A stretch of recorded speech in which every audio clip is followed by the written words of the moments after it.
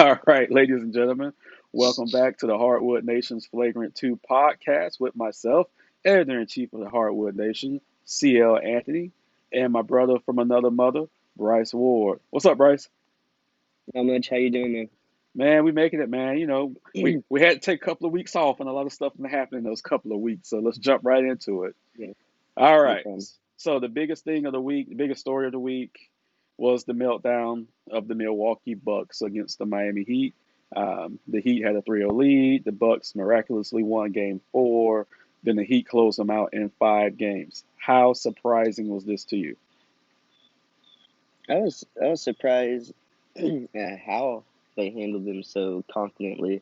Mhm. Um, Even when the early games where it seemed like Giannis was completely healthy and everything, Milwaukee had a really hard time.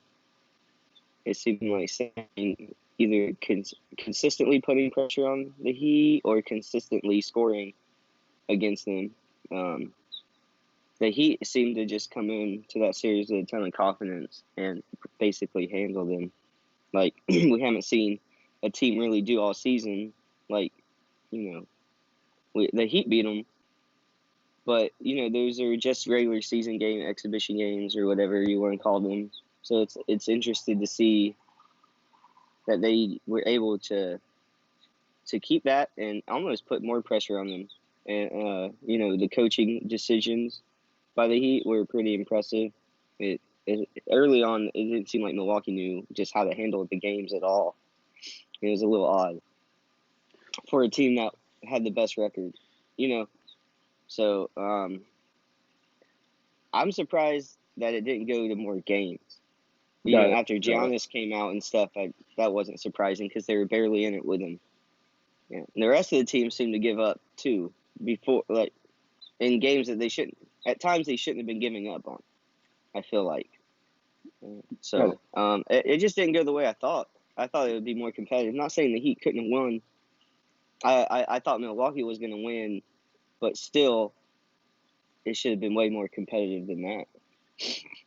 It was weird, I mean, we talk a lot. So I've said all year we could beat the Bucks. I was surprised, same as you, with the number of games that we beat the Bucks in. Because even before the injury, the Heat was still up 3-0.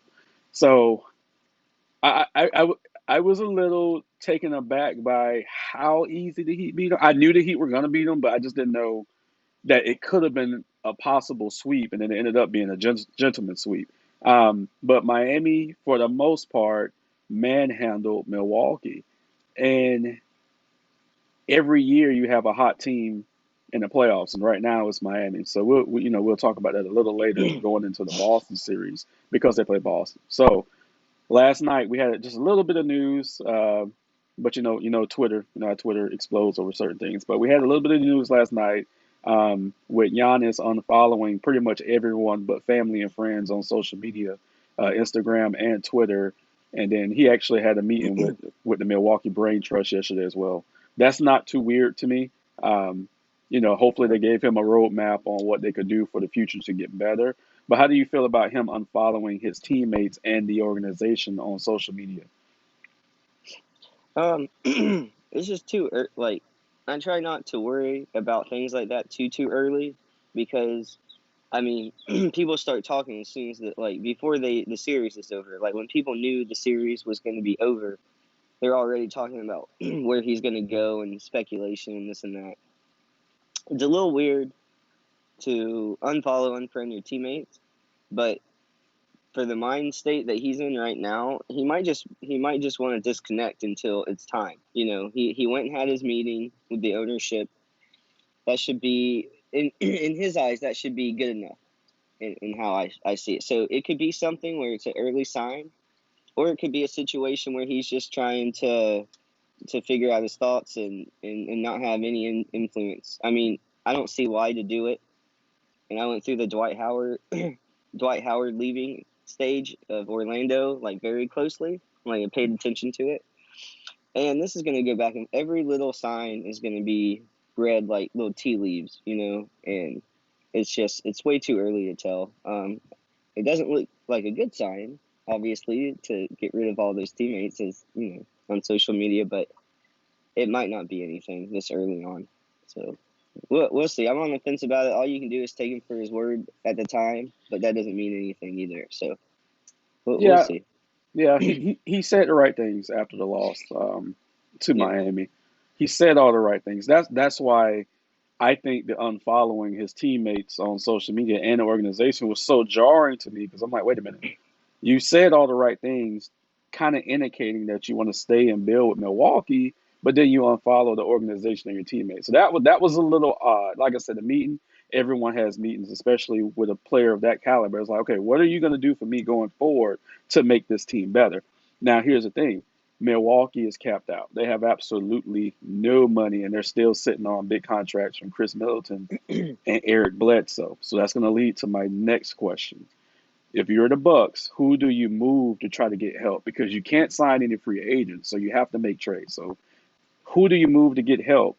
And who do you think, what other team out there will help you get better?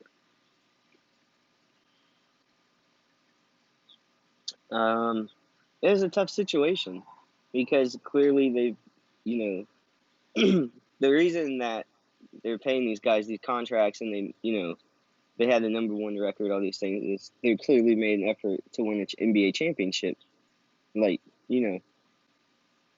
it's tough because the only other teams I feel like you can mess around with that are going to want the type of players that you have to get rid of to try to bring in other talent are probably the teams you'd be playing. Like in my Right, head, I think of the Lakers, slightly weaker bench.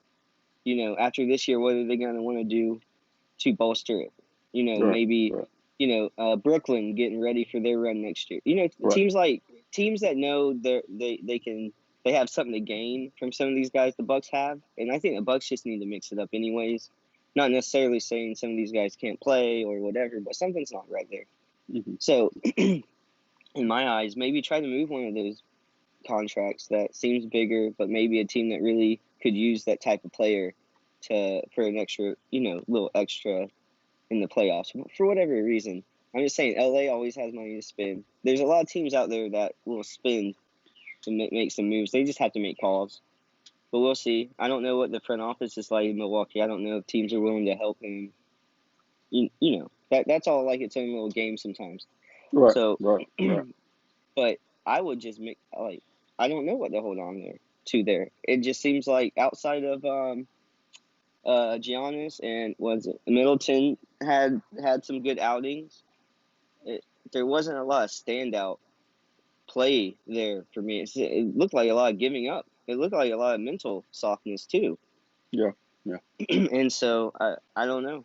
yeah. I don't know. On paper, they look really good. Tobias Harris, can score. He can do a lot of things, but it just seemed like there was not a lot of effort. It was, like I said, a weird performance. So I don't know who exactly to get rid of, but if it's me, I just try to bring in maybe some different type of younger talent, a different energy. Someone to help Giannis a little bit. I don't know what those answers are, but I would already, I'm sure they're already thinking about what they can do. They have to be, Yeah, or of else they're course. going to lose their star. What do you think they should do? During the series, when you're getting shellacked like they were, you have to start thinking about, okay, what can we do to get better? They have to get more versatile, but versatile in a different way. Like they have athletes on that team, but fundamentally, they're not where they need to be. So, for example, and this is not me knocking anybody, but for example, Eric Bledsoe is not the guy. He shouldn't be your starting point guard. He's not the guy that you need. You actually need a steady, calming presence like point guard. So I know a lot of people, oh, Chris Paul, Chris Paul, Chris Paul.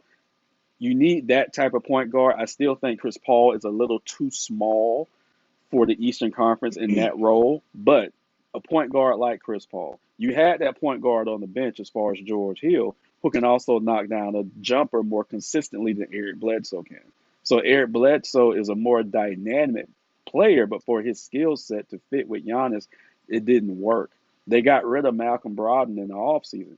He's the player that should have been the starting point guard for Milwaukee because he gave Miami fits when in the Indiana series. That's the type of point guard that you need. Plus, he has the size. So letting Brogdon go was a huge mistake. So you have to move Eric Bledsoe. Somewhere you can move Eric Bledsoe to bring in some young talent insert George Hill back into the starting lineup. George Hill is playoff tested from when he started off in San Antonio to Indiana, battling Miami back in the day. He's playoff tested. He should have been your starting point guard. Chris Middleton, when he's hot, he's hot.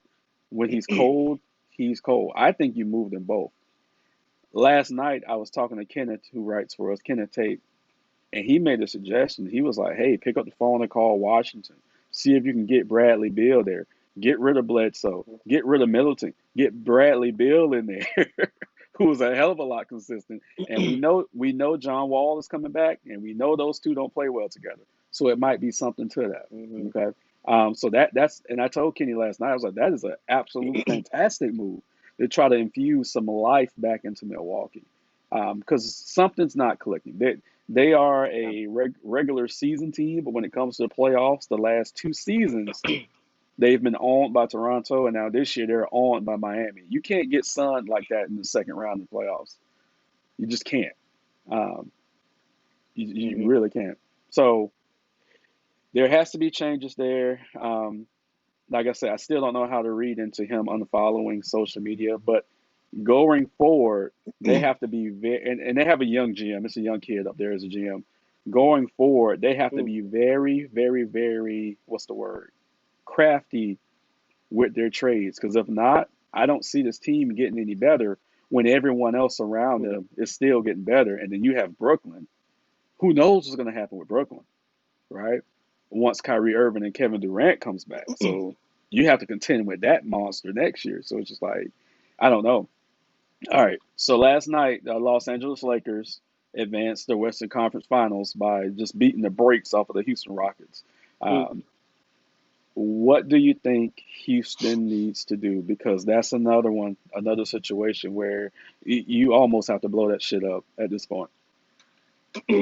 Houston, to me, and this goes back way farther than this current iteration, but as far as I can remember, Houston just always seems to pull like wild situations and wild scenarios. And they always seem to have talent or a big name coach or something. They really shoot their shot, but I don't know, it just does not work out for them. This team, like, there seem to have been glaring holes for like a while with this team. It's like, Mhm. but can just the pure talent of the few guys they do have carry them? Right, right. And it carries them until they run into something like a real problem. Look, Then there's no adversity. You've got one guy on the court. Well, I can't speak to the rest of the Houston team, but for like the two main guys they have, Harden and Westbrook, you've got one guy who, to me, will just scrape and fight no matter what, and then you have a guy who, from us talking, it's like I'm not a big fan of Harden, like his temperament, how he carries himself, and I just don't think he can be like the guy. He can score you every point right. in the game, and he still not be that guy. And for whatever reason, that team just doesn't work against real adversity or when presented against a real challenge. I feel like they didn't have to me, they didn't have a real chance ever against LA. I figured whoever came out of the Rockets OKC series was just going to get blasted anyways. Mhm. And so I don't know what they do, but to me, they blow it up. Or I think they should blow it up because you're not. How do you get better this way? What do you just hope to make it to a different round next year, like not to face LeBron James until? I saw a Houston tweet that said something like it showed like two tweets. It's Houston fan, and he said something like we're gonna lose to like 35, 36 old LeBron or something, and then like the next tweet was like, I can't wait for LeBron to retire. Oh, it's the Toronto Raptors syndrome. Yeah, it's the Toronto Raptors, but almost with better players before Kawhi got there. But anyways, Right. I just don't know what they do. But the management there just has always seemed a little erratic. It's not that they don't try to do things, it's almost like they try too hard in every moment, and they don't have like long-term consistency in terms of like how they want to play, who they want their coach to be, how they want the team to be ran, and who exactly are their is going to be their talent going forward. Because I don't think Westbrook Harden works together personally. Mm-hmm. So it's who do you hold on to? I think they should basically blow it up because I don't see them getting any better. Here's the funny thing. Here's the funny thing. From one through 15, and I've said that a lot, even with the Heat. 1 through 15, the Heat were better than Milwaukee. 1 through 15, the Rockets have more talent than the Lakers. Now, you know my history with LeBron James, right? We it's been well documented. Mm. His greatness is that he can take less talented teams deep into the playoffs. Outside of Anthony Davis, this is be real. Outside of Anthony Davis, this is the least talented, one of the least talented LeBron James teams we've ever seen. Okay, outside of those early years in Cleveland, that first finals run he had, that team was absolutely horrible. So that's the greatness of LeBron James. On paper, the Houston Rockets had an actually better team. So what was the issue? Is their playing style. They don't play well together. Who's going to be the dominant ball handler, Harden or Westbrook? They have to figure that out. Dan Antoni, he's going to be a free agent head coach this offseason. So there's rumblings that, and I know you're a little younger than me, so you don't remember Jeff Van Gundy coaching. There's rumblings that Houston's going to try to bring Jeff Van Gundy back to be their head coach. He was there before in the Yao Ming T-Mac era, and they actually did pretty decent. Okay, so there's rumblings now that Jeff Van Gundy would come back. He is the complete opposite of Mike D'Antoni. Strictly defense, hard nosed playing basketball styles, which actually fits Russell Westbrook more than James Harden. Okay. Yeah. There's also rumblings that the new owner of the Rockets, he's been there for a couple of years, but he's a fairly new NBA owner, that he was still pissed off that the current GM, Daryl Morey, caused the friction with China, if you remember that. Mm. He was right. We stand with Morey. Wholeheartedly, we stand with Morey, but we know the NBA stands with China. So it's too much money there. So the NBA is going to stand with China no matter what. They're going to bend over and get fucked by China any kind of way they want.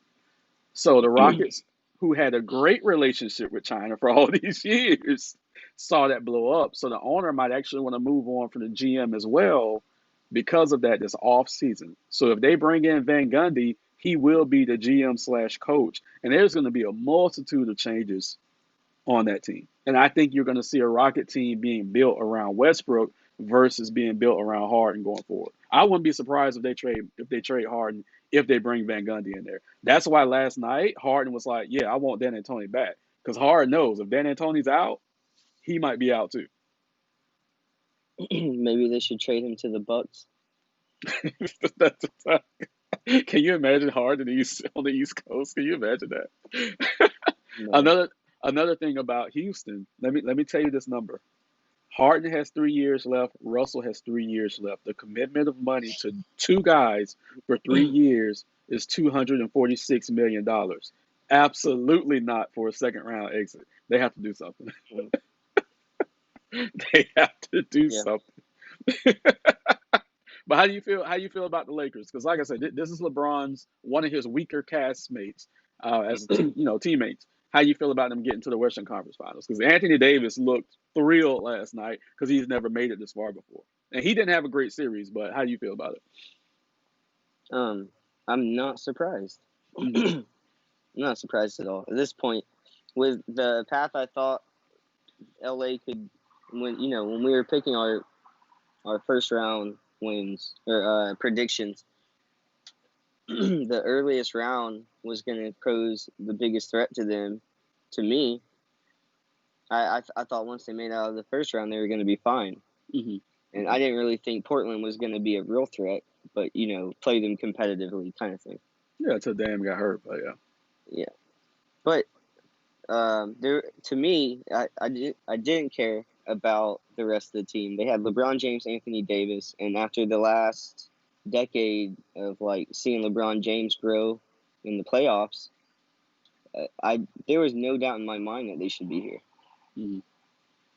Um, I don't know if they can win it. I don't know if they can come out of the West. That's going to be, like we've talked about, one of the series, uh, might be one of the best conference final series of all time if Yeah. Clippers can close out Denver. But I fully expect this out of LeBron. I don't care what he should be able to go to most competitive teams and take them to the finals. That's what I've gotten used to seeing. Mhm. Like he has the other piece there with Davis. That should be enough to get them there most of the time, just because of that. Yeah. Because he's shown us he knows how to get there. Yeah. Yeah. I mean, this is his 11th time in the conference finals. A shocking stat to me is, and I drew a blank. I have to research this. I couldn't remember this. He's actually sixth all time with 11 conference finals appearances. It's like, well, Jesus Christ, who's in the top five? So I have to really research that because I want to know. Because I would have figured LeBron would have been in the top five with 11 conference finals appearances. I think Shaq ended up with like 9 or 10. Pretty much some of the old guys, Jerry West, Wilt Chamberlain, Bill Russell, I would imagine would be the ones that would be up there. Oh, yeah, and Magic Johnson as well. But I really want to research that because that was a pretty cool stat I saw last night. Um, but kudos Well, to the Lakers. yeah. And what I think is different about this year is LeBron was like, well, let me go try it in the West, and he made it back, Yeah, to the conference finals again. yeah, yeah. It didn't matter because some people used to say, it's because he was in the East, this and that. Right, right. And that's But no, yeah. not no. You're He can the do it first wherever he's at. person. You're the first person who's brought that up. Like I've seen no one on Twitter or anything. So that's an accomplishment in upon itself that LeBron James went to the conference finals in the Western Conference, which was wrongfully labeled as the most dominant conference. But well, I'm not getting into that today. All right, so the first conference finals showdown that we have begins Tuesday night. You have the Miami Heat going up against the Boston Celtics. So a little bit of history between these two teams. Danny Ainge and Pat Riley do not like each other.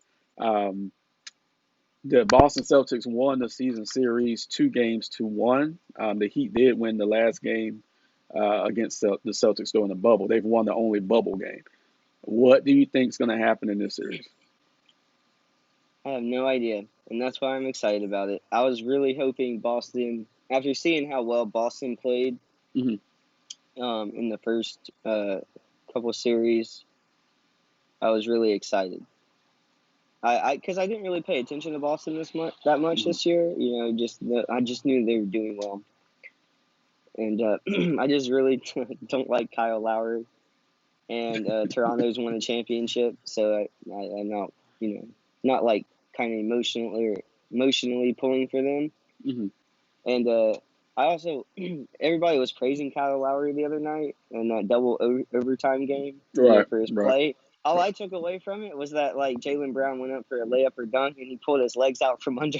And I was like, look at this, man. And then Jaylen Brown scooted away from him. Like, no, don't pull me out of the air and Right, make me right. You don't do fall that. and then try. Yeah. Yeah, yeah. So, whatever. I'm glad Boston won because, too, mainly, I'm excited to see this series. I didn't want to see Toronto play the Heat as much. Hmm. It just didn't appeal to me in terms of curiosity as much. I figured the Heat. I thought if the Heat could beat Milwaukee the way they did, that they'd have a good chance to beat Toronto or at least be close. This one is crazy to me. And also the Brad Stevens versus Eric Spoelstra coach off that's Right, going to happen is right, interesting because everybody was dogging Milwaukee's coach, right, right. especially early on. Brad Stevens is heralded as being like, a driving force behind this team. And so I'm interested to see how they kind of like play a chess game between each other. What do you think? It's going to be a really close series. I think Miami has to dirty it up a little bit. Um, no one really plays the Celtics that way. So I think Miami has to kind of slow the game down, kind of grind it out, and give Jimmy Butler a chance to take over. That's the only shot that Miami has because I think Boston is just too efficient offensively. Even though Miami's a great defensive team, offensive potency though, Boston's a little more fluid than we are. So I think, like I said, Miami has to dirty it up. You're going to see a couple of hard fouls to try to slow the Celtics down. If they can do that, it's going to go 6 or 7 games if they can do that. At this time doing this podcast, I absolutely have no idea who's going to win this series. I don't It know. should be close. It It, should it, be close. it I hope it's it going to goes be six or close. seven Yeah, games. it's gonna go six. It's gonna go 6 or 7 games. Like I said, Miami just has to. Hey, look, everybody knows I'm a Heat fan, so this is hard. Miami has to dirty it up because on paper Boston should win this series, but on paper Milwaukee should have beat I can't talk now. Forgive me. Milwaukee should have beat Miami. So I don't know. I don't know what's going to happen, but I do know it's going to go 6 or 7 games, and you're going to see some great basketball. A lot of people are excited about this series because this is a matchup that we haven't seen with these current rosters. We haven't seen this in the playoffs, so a lot of people are Hmm. excited about this. We saw And Milwaukee, for both Toronto of before. them, Go ahead. yeah, yeah, yeah, for sure. And for both of these teams, it was like to make it the way they did. I don't know. I don't know exactly, um, like who their main bigs are on Boston because it doesn't seem like they have anybody They too don't. big. You They don't. They don't. know, you see Toronto and Milwaukee are both known for having size and stuff, Mhm. and so these other teams, Miami and Boston, the way they made it and stuff it was just more of a challenge, I thought, in the way they played. So I find that style play a little more interesting than the other two teams. So that's why I'm really excited for this series. Like I don't know what to expect out of it. It could go either way, and both teams really deserve to be there. Oh yeah. Um, One thing I'll say, just from a pure matchup standpoint, just for analytics, eye test, X and O test, the guard play for Boston is going to be crucial. They have an advantage on the front court against Miami. They have a slight advantage with Jaylen Brown, with Jason Tatum, even Marcus Smart being kind of like a combo guard. He can play 1 through 3. But as great as Kemba Walker is, Goran Dragic on the other side has been playing just as great during his playoff run, and he's a little bigger than Kemba. So I think if Goran can be aggressive, he might be able to give Kemba fits, possibly take Kemba down low and get him into foul trouble. So even if the Celtics put Marcus Smart and switch him over to Kemba, because I believe Marcus Smart is going to have a lot of run on Jimmy Butler, but if he has to guard Goran Dragic, who the hell is going to guard Kemba, right? Maybe Jimmy Butler. So that's really kind of going to stifle um, Kemba's game a little bit. So I think on this team and this matchup, Kemba Walker might be the weak link for the Celtics. And if the Heat can attack that, they'll have a shot. yeah, but I feel like if you have to do Butler on Hmm. Kimba, Hmm. then that takes him off one of the other guys. You don't have to really worry about Smart. But then, Jason Tatum's been playing well. Hmm. Um That's why you have Jake Crowder, who we picked up at the trade deadline, and yeah. then Andre Iguodala. So we still got guys who can play those forwards, and then in theory, Jimmy can move over if he has to, can move over to Kemba. So that's part of the chess match between Spoelstra and Stevenson. So Hmm. it's gonna be great to see. Look, the Heat's had a week off. The Celtics are going to be hot going into game one because they just played a couple of days ago. So game one's going to be a throwaway game, but then the series is really going to get started game two. We'll see what happens there. And see, I'm interested to see Smart on Butler some because I feel like that's the Smart is the type of guy a team needs to help deal with Butler. Hmm. Is someone who plays that style Yeah, basically. they're both dogs. So I'm excited to see them to yeah. They're both I dogs. wouldn't be surprised if they kind of get into it a little bit. I think it's going to lead to some of that. I have the opposite idea of like the Dragic Kimba matchup some because I the size, yeah, but can Dragic keep up with Kimba I and think he how they're can. going to run? I We'll think he see. can. And here's another thing. Okay, so we know. Look, Boston's forwards are fantastic. Brown, Tatum are fantastic. But then you have Duncan Robinson for Miami, who's a deadly 3-point shooter at this point. So he didn't play as well against Milwaukee, but I think Duncan Robinson is actually going to have a great series and keep Tatum and Brown on the move. Because if you remember how Reggie Miller played and bounced off screens and ran all around the baseline and shit, that's how Duncan Robinson plays. So he's going to wear those guys out, whoever has to guard him. See, it, I I got so many It's a matchup matchups. disaster for Yeah, both teams yeah, because, like you said, just for Boston right there, Tatum and Jaylen Brown are both yeah. big enough to guard either Butler or someone else. Jaylen Right. Brown's pretty, big too. So it's gonna come down to like I said, I think the coach is having like a chess match and just Mhm. who can actually execute and make their shots. Right. And who can be disciplined on defense? So, and both It's teams are gonna be a good. fun series. It is, yeah. So if the Clippers can wrap this up today against Denver, we are going to be blessed on both sides with some of the best conference finals basketball we've seen in years. Probably since the early '90s, I would say. Real quick, real quick. I know I showed you some stuff. How'd you feel about Michael Porter Jr. Kind of calling out his team and his coach? It's yeah. If you're gonna do it, he's a little younger. It was maybe he shouldn't have said it. Maybe he should. I don't know. Like I said, I'd probably wouldn't have done nothing like that. Being, especially a younger guy, Hmm. too. It's like maybe you'd have to wait a little bit, earn it more. Right, But right, right. if you're gonna say it, you have to deliver on your play. And I haven't got to watch a lot of basketball, but I watched the game right after that. Hmm. The Denver win the other night, last night. Yeah, no, 2 nights ago. It was Friday night, yeah. And every time he got the ball, I'm like, he better not fuck up. And he didn't. The whole team played well, but Yeah, at least mainly the second half. yeah. So he delivered on his play, but I think now is not the time to interrupt. Like, you don't want team chemistry issues right now. And so maybe if you're going to make that comment, maybe you do it in the locker room all together Right. as players or something. Have it offline. Yeah. Not in front of the media. So I disagree, but at least they won the next game and he didn't play Right. like garbage.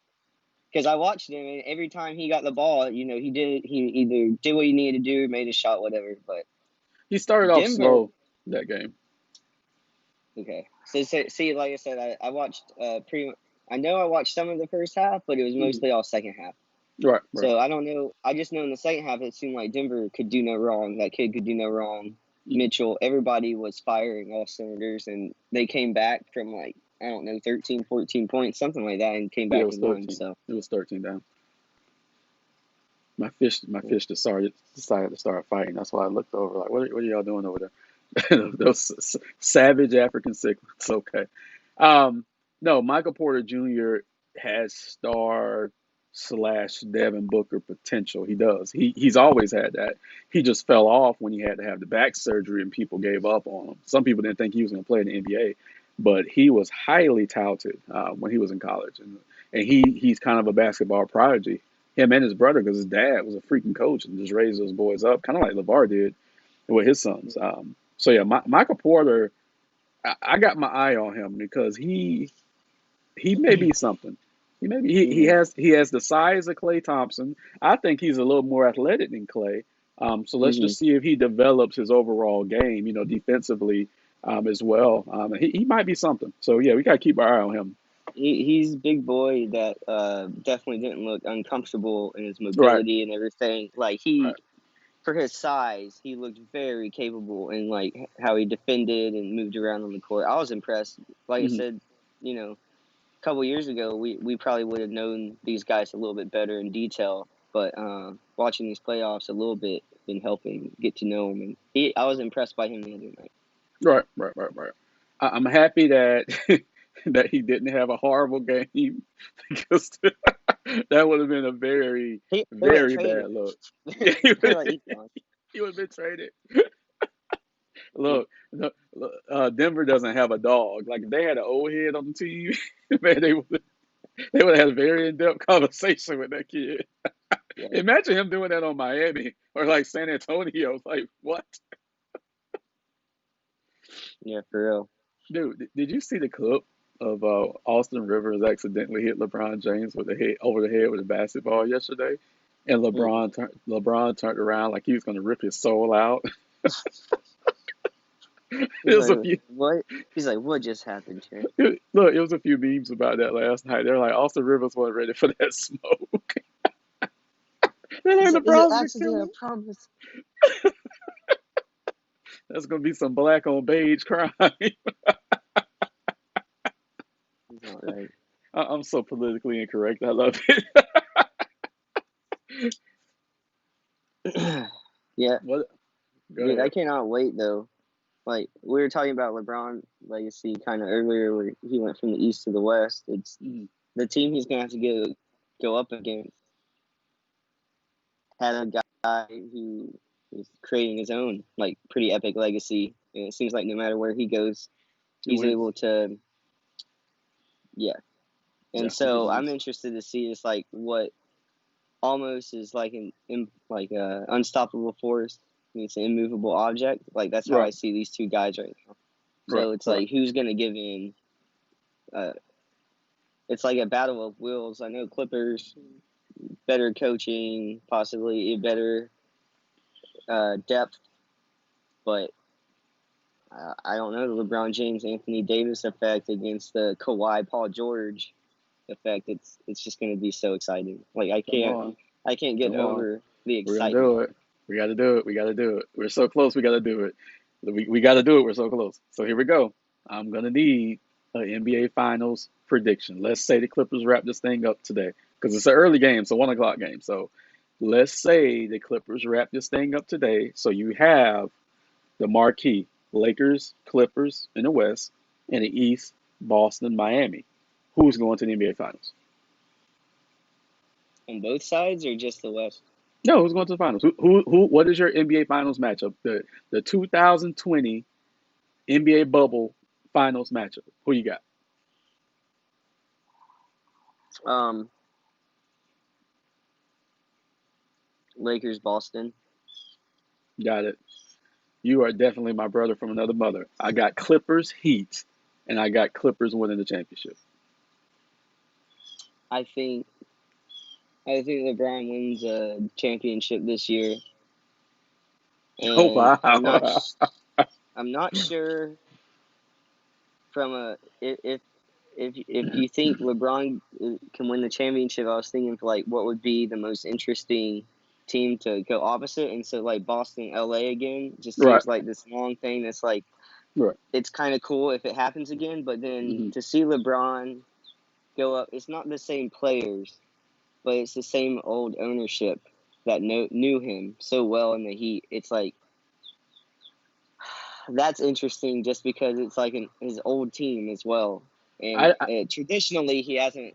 We don't think he's liked playing against the Heat. he So doesn't. Yeah. that also posed an interesting situation in my head. But Yeah. I think Boston makes it there. It's been well documented that he doesn't play well against the Heat post leaving Miami. And it's a mental thing with him. It's all mental. He's had a couple of good games against Miami, but typically speaking, he doesn't play well. I know Eric Spoelstra knows how to coach against him because he knows his strengths and weaknesses. But I think from a pure basketball standpoint, the Clippers can beat the Lakers. I think with the way the Heat shooting and the Heat's that hot team this year, which I'm really not used to saying, but they're the hot team in the playoffs and that underdog team. Dude, they're 8-1 in the playoffs. Like great, they had the best record in the playoffs, so they're going to give Boston a little bit of problem. So with that momentum, with their 3-point shooting, I think there's going to be enough there for them to pull past Boston. But their magical run is going to come to an end against the Clippers because the Clippers are one of the deepest teams I've ever seen. So they just don't know it yet. And one of the Morris twins, I can't remember which one's there, but he actually said sometimes they play like they are on paper. Like he was saying, we're the champs on paper, and we play like it versus actually going out there and giving an effort like we're not that. You know what I'm saying? And it made perfect sense. You can't rely on being paper champions. You got to go out there and earn it. Um, Yeah. so with him saying that, that was a bit of clarity. I was like, okay, they're starting to get it now. But they have to wrap up Denver today. They can't let Denver go to a game 7 because Denver has nothing to lose. With that lead the other night, they shouldn't have let it get to this game. Right, right. They can't.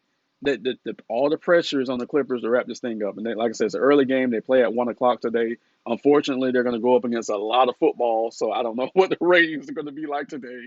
But Hmm. I'm gonna watch as much of it as I can. But yeah, this is gonna be great. So you got the Lakers and Celtics in the finals. I got the Clippers and Miami in the finals. We're gonna see, my man. It's gonna be great. Either way, it's going to be good basketball to watch. Hmm.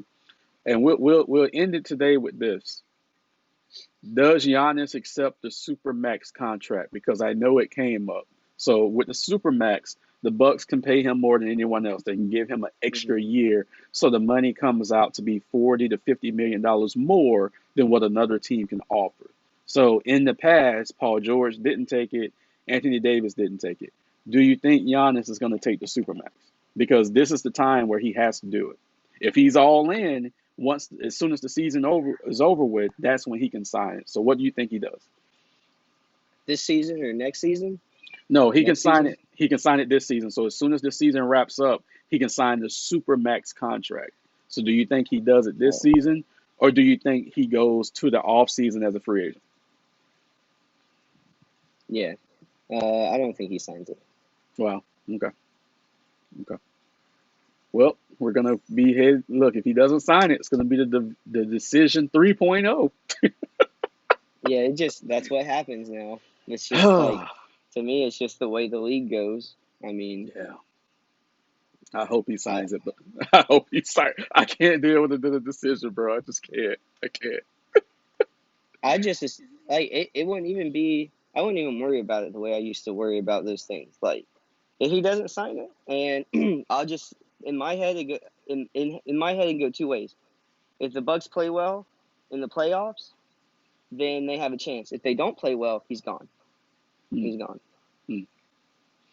But here's the thing: if you're the Bucks, do you let him walk, or do you say, "Hey, if you're gonna leave, talk to us and let's know. If you're gonna leave, let's work out a trade so we can at least get some pieces back." That's always the question, right? You don't If want him to if walk. yeah, you don't want him to like what is it? What do they call it when they just wreck the whole team? I'm trying to think of the wording, but yeah, you're gonna walk away with nothing basically. Right, right, right.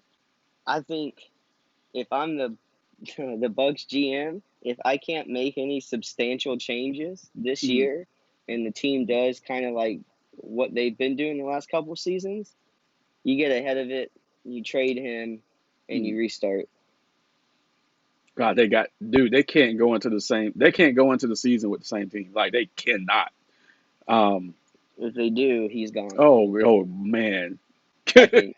That's I doomsday if think they do that. If they can't swing any trades, that's doomsday. because the Wow, West or the East will only get better. it's going to get a lot better. I'm not saying Brooklyn's going to win a championship. Brooklyn's going to get a hell of a lot of wins. I'll tell you that. Uh, Brooklyn's going to be up there next right, year, fighting for right. one of those possibly second round or conference final spots, depending on how the season goes for them. Hmm. But they're instant players. Hey, I just thought of something. Kenny did that great thing with Milwaukee and Washington. I'll leave you with this. Pick up the phone and call Philly. See what Philly talking about. You got some studs on that team. You got Tobias Harris on Philly. Bring him to Milwaukee. Hey, Philly could be something too. Those two teams could work Oh some shit yeah, out. Yeah. I said So Tobias Harris earlier yeah, for I know. Milwaukee by That's it. accident. That's all right. I'm cleaning it up. See, I did that. I'm cleaning it up I for wonder you. who I See, was thinking about Milwaukee then. you was probably thinking of Middleton. Who knows? But hey, I Yeah, just, I I get just these clean. guys mixed up. That's what brothers do. I just cleaned it up for you. See, but so yeah, pick up the phone, call Philly, and see what Philly, because Philly's gonna make changes too. So Hmm. Philly, Washington, please call Milwaukee because we can't deal with another team like this with Giannis. We just can't. He needs help. Get the boy some help. They're in trouble. Uh, Them and I, Houston are in big trouble. oh yeah, definitely. All right, ladies and gentlemen, that's it for this week's episode of the Flagrant 2 podcast. Again, it's your boy CL Anthony with Bryce Ward. Give us a like, give us a share, subscribe. Long live the flagrancy. All right, brother. I'll talk to you later. I mean.